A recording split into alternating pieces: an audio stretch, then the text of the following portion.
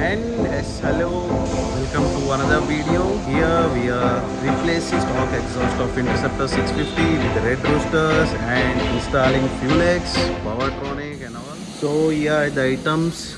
So this is a Powertronic and air filter, Fulex and Powertronic switch and the red rooster exhaust. So we'll be installing this to the Wamshi's Interceptor 650.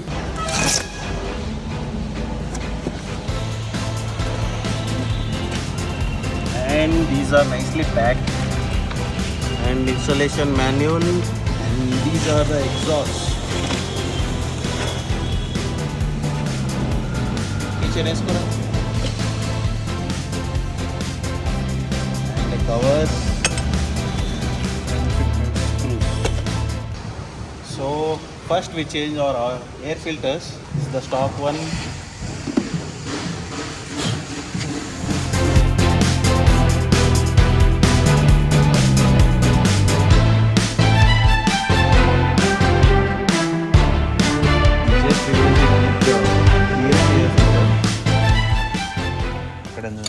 So here, in order to fix these red roosters, you need to remove sari guards and you have to swap these silencer clamps left to right and right to left. Stock exhaust is more heavier than this.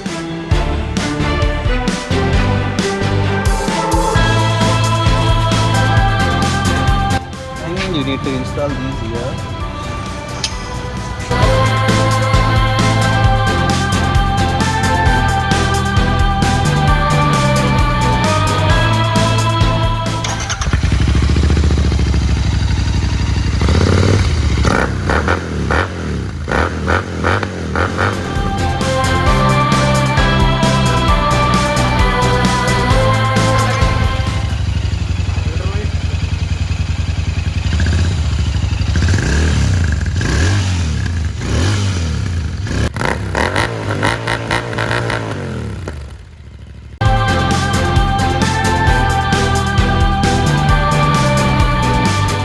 And for now installing Powertronic, you need to remove fuel tank and seat as well.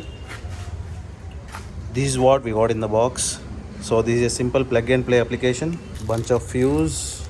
You got one more keychain here, and the main ECU box is here.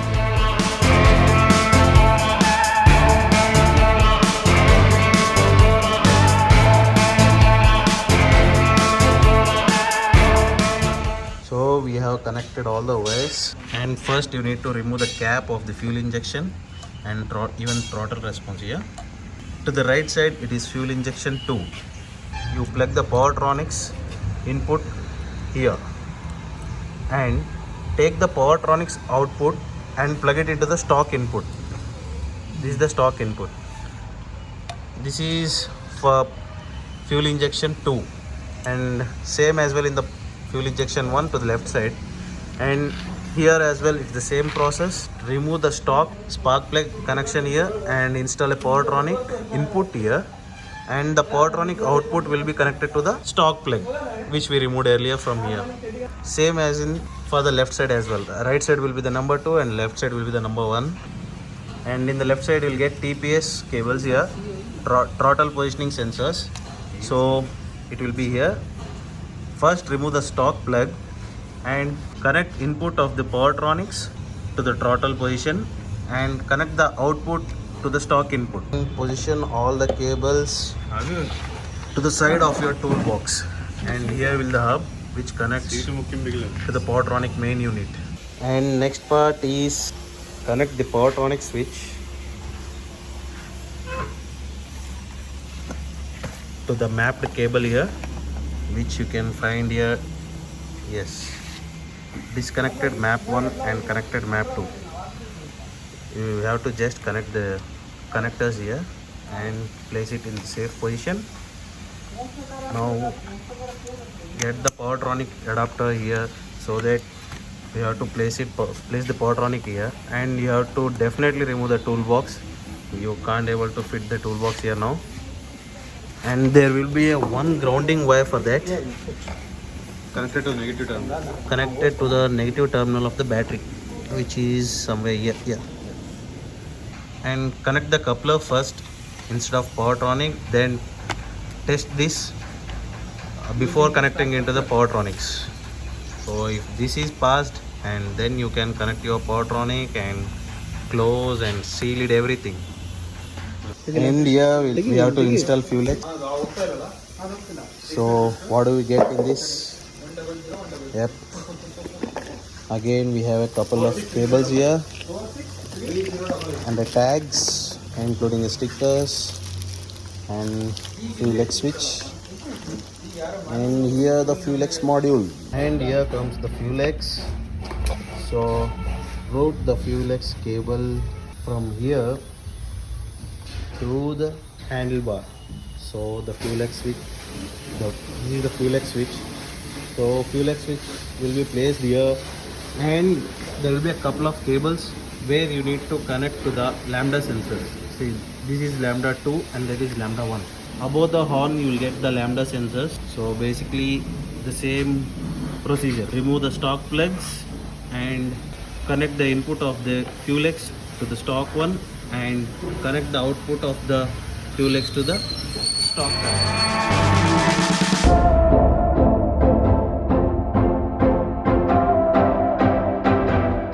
Here we are connected with the stock coupler.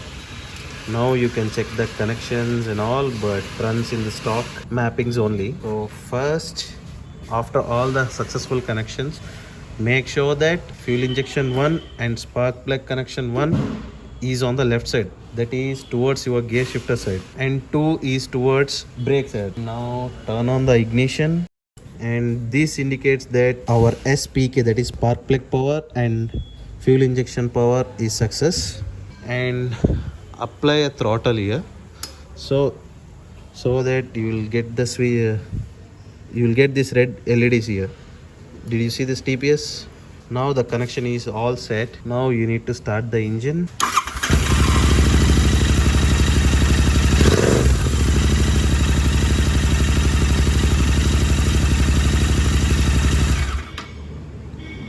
And yes, you saw those lights were blinking, right? Those 1 and 2 lights for the fuel injection and spark plug. The alternative lights will be blinking up, and that shows that our connection is successful. Here the number indicates for number of cylinders, so hence we have only 2 cylinders for Interceptor 650. The 2 lights will be blinking. If in case you are installing it for 3 cylinder or 4 cylinder engine, all the lights will be showing up. This is how it works. And now we need to download the software provided by Powertronics and install the drivers into the laptop. Amshi is installing the software and downloading the drivers here. Software engineer. Yeah, software engineer to the hardcore. Next we need to download it and we need to install it to the Powertronic module. Hope it is done today, so that we don't want to be with that all day tomorrow again. Today it's been around 6 hours to fit in, as we are new and didn't know well how properly to connect. So we are going through the instruction manual and connecting one by one. This is how the software looks.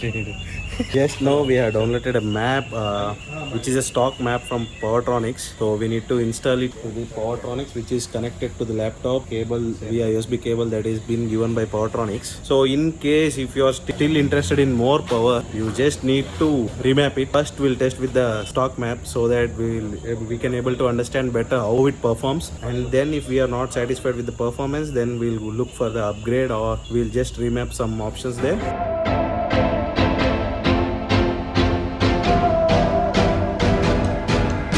So finally done with everything, and after installing that stock coupler, you just need to call the Powertronic support team. They are very supportive and they will help you in mapping everything.